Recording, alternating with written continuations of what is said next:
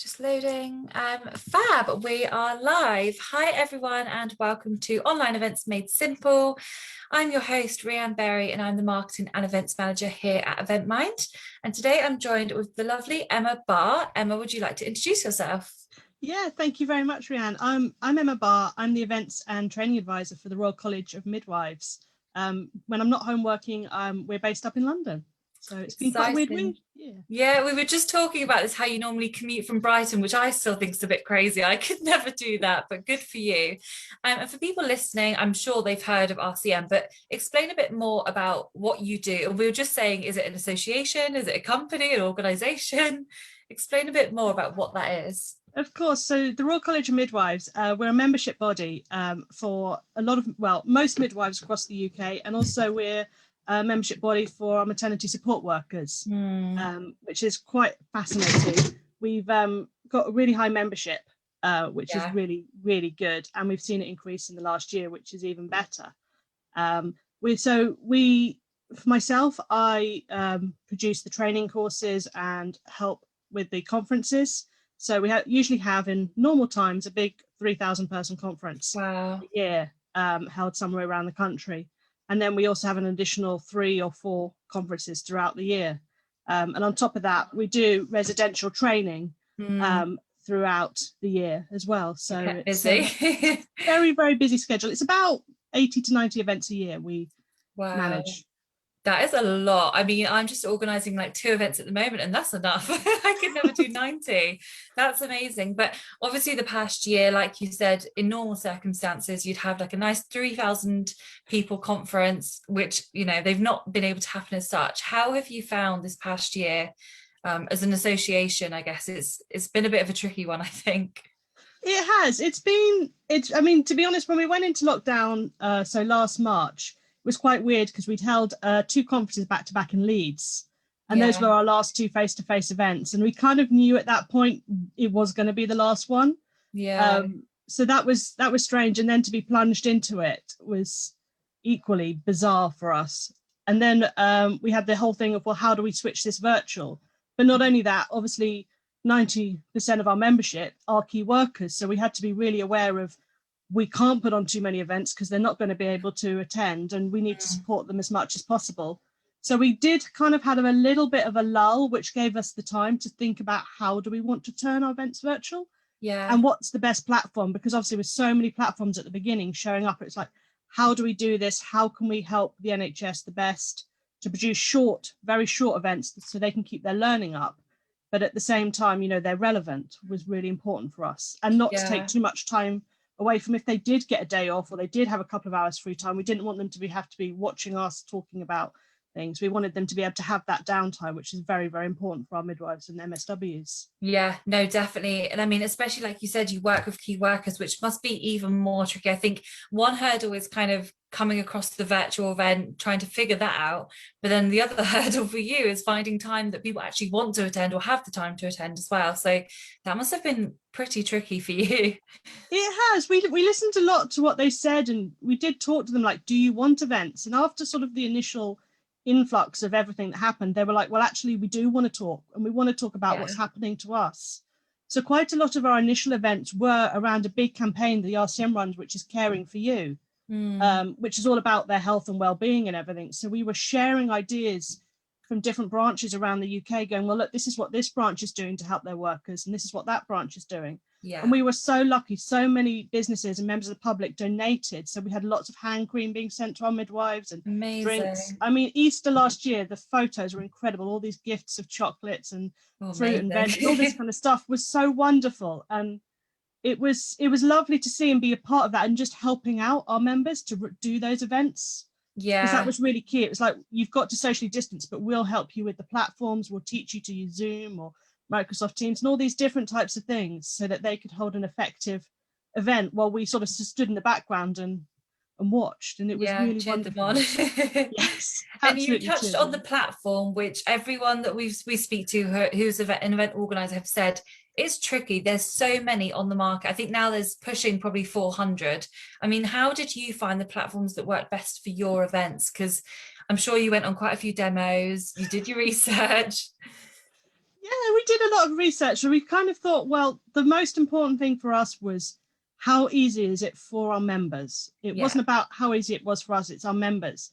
Because we talked to so many of them, and a lot of them were talking to us sitting in a car park on a hospital, you know, watching an event. And we're like, well, okay, whatever happens, our event has to be able to be watched on a phone yeah, anywhere in the UK, because that's how they're consuming those events. So yeah. that was the number one kind of lead for us. And then it was about being able to engage. Now, that wasn't about chat rooms and stuff. They love to talk in a session. I mean, when it's live, we spend a lot of our sessions going, shh, you need to respect the speaker. But now they could talk to their heart's content. And that was what That's was so good because it shows the brilliant. engagement's there as well. Like that's Yes, number one engagement key. If people are yes. talking, they're not listening, are they? No, exactly. I mean, as we've gone on, a lot of our, you know, our thing criteria have changed. At the beginning, it was just typing, and now we're like, no, whatever platform we use has got to have emojis, Yeah. because they love just being able to like something or put a smiley face or whatever it is. And for them, obviously, if they're coming in from their lunch break and they're just watching a half an hour session, they love Mm, being able to just quickly respond to something one of our speakers is saying. And you know, yeah. a quick emoji is the easiest way to do that, rather than typing a long sentence about whatever it Yeah. is they want to say. That's super interesting to hear it from your perspective, where you've really, really listened to your audience, which I think is so key. Like you said, if there was no emojis, for example, would they really leave a comment? Would they really get involved because they don't have the time? It's an interesting one, I think. And I mean, there's so many platforms, so it must have been tricky. And yeah, it must have been tricky. What's the kind of feedback you've had from your actual event attendees? Have they kind of enjoyed the virtual event aspect, or are they waiting to go back to live? Or Well, I mean, they all want to come back to live. I think midwives are the most sociable people you've ever met. They love it. They love coming together and talking. And obviously, when we go back to face-to-face events, we're already building in. Actually, our network time is going to have to be longer, because they want to catch up. They want to talk to their yeah, friends from Scotland or, you know, Devon or wherever it is around the UK. yeah, Um, so that is there. But there's also the part that our feedback has been amazing. that's And we've really good. engaged with people from the Shetland Islands down to the Isle of Guernsey, and you know, Isle of Man, everywhere, which we've never seen before. Yeah, So some of the members we've never had contact with are coming in to watch a virtual event, and that's that's been amazing. absolutely amazing. And we've had a lot of people saying thank you, because for the first time ever they've been able to attend a conference, Yeah, because there's not the costs around it. There's not the childcare, the hotel, the train, the food, and all of that. They can actually just jump in the middle of their shift, watch a session, and go away, and then come back and watch the rest later. yeah, So definitely. there's definitely got to be an element of that going forwards.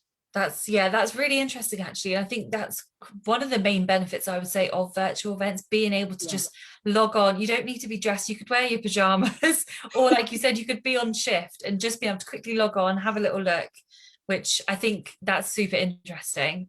And you touched on engagement previously about everyone loves to have a chat. What engagement kind of tactics was key to you? So obviously you mentioned about wanting to be able to speak with others and the emojis. What other things was kind of crucial to you? Were you interested in kind of Q&As or not so much? We did. We've used Q&As a lot. One of the things they seem to react to the most are polls. So if Yeah. you're talking and you just put them up as they're going, they tend to vote on different stuff, and it can be Mm, anything, to be honest with yeah. you. And they love that because they get the real-time feedback. Yeah. In one of our last conferences, on our research conference, one of the lecturers asked a question, just goes, just put it in the chat while we're talking. What's the most important research topic for you? And we had such an amazing conversation going, and That's we've now really given good. that back to the lecturer. They can take away and do something. So I think that real-time engagement is really, really key. But for us, we've also, for some of our conferences, managed to give out a little gift in advance. So Amazing. for our activists, for their conference last year, we sent out like a little goodie bag with some tea and some coffee and a little biscuit and a card.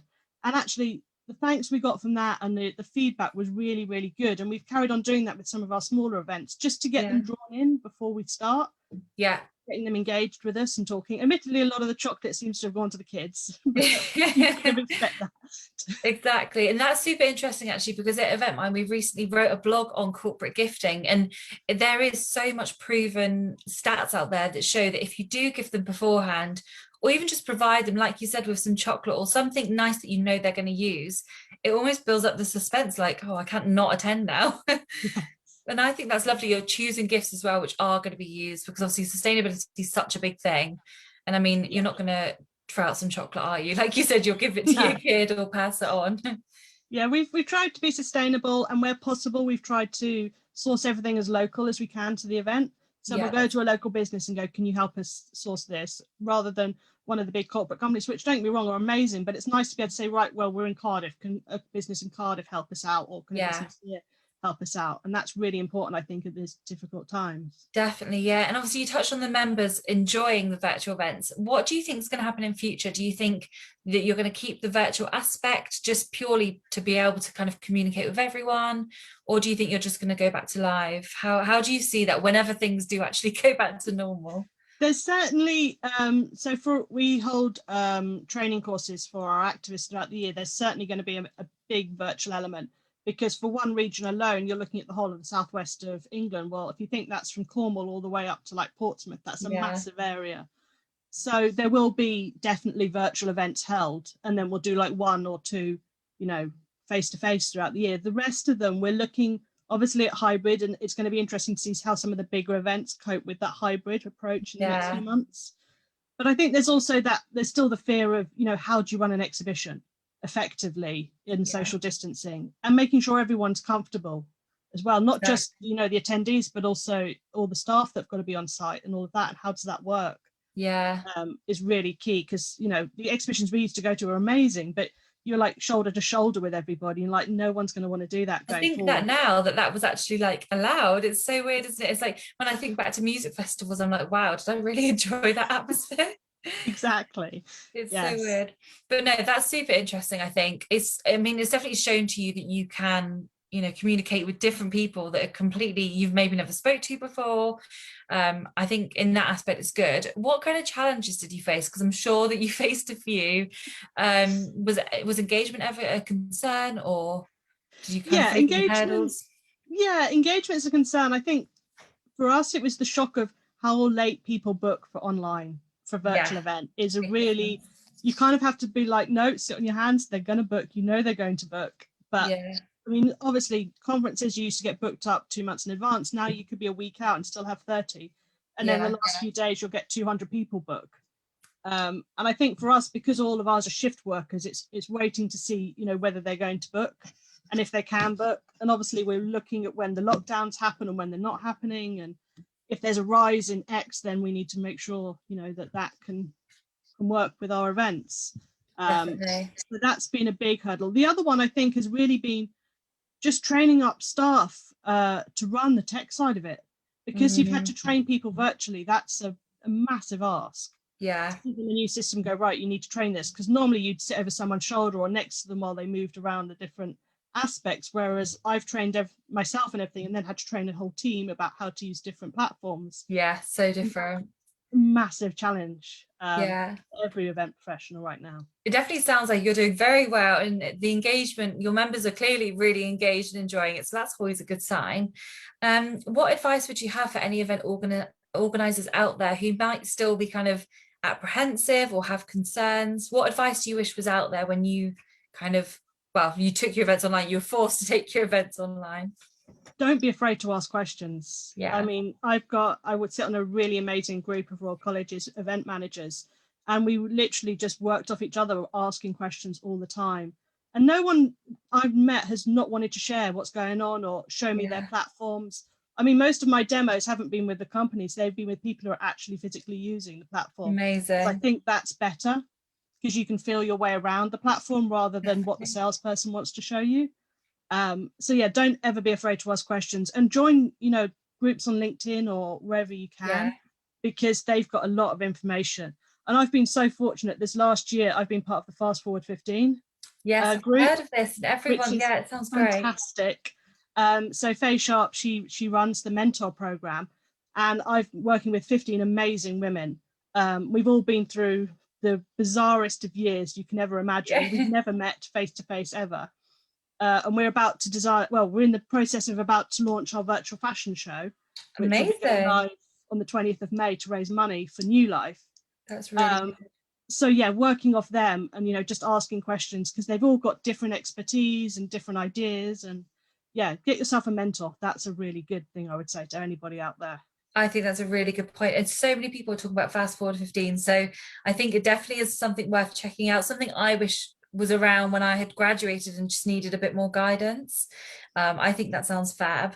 And I know you just touched back on the platform. We have actually brought out, for those listening, Dashboard the Directory, which is a free directory for event organizers to access, who might kind of be stuck of research, fed up of kind of going on demos. So, you know, it's a one-stop solution that you can visit just to kind of see what platforms are out there. So definitely check that out. I'll leave the link in the comments. But Emma, where can everyone come and find you if they'd like to ask you some questions? I'm sure they will. Yes, so I'm on Facebook. Come and speak to me on Facebook. I'm on Instagram and Twitter under, I think it's Emma at Emma RCM. I believe it's my my handle for both of them. Or please, you know, drop me an email. I'm happy to talk to anybody who wants to about what I've learned over the past year. And absolutely, as Rihanna just said, if you ever want to learn more about Fast 15, go to the website, because that's one of the biggest things that's helped me this year, and I highly recommend it. Yeah, I mean, there's been so much feedback about it that it just shows like the proof is in the pudding. Everyone's talking about it. So yeah, I would definitely recommend it from the kind of feedback I've had from people as well. Emma, it's been so lovely speaking to you. I could speak for so much longer, but I know we're all super busy. But yeah, it's been lovely speaking to you. Thank you to everyone who tuned in live. And if you're watching on demand and you've got any questions, then feel free to pop me a little chat in the comments, or pop me an email at rian@eventmindpro.com, and we'll see you all next time.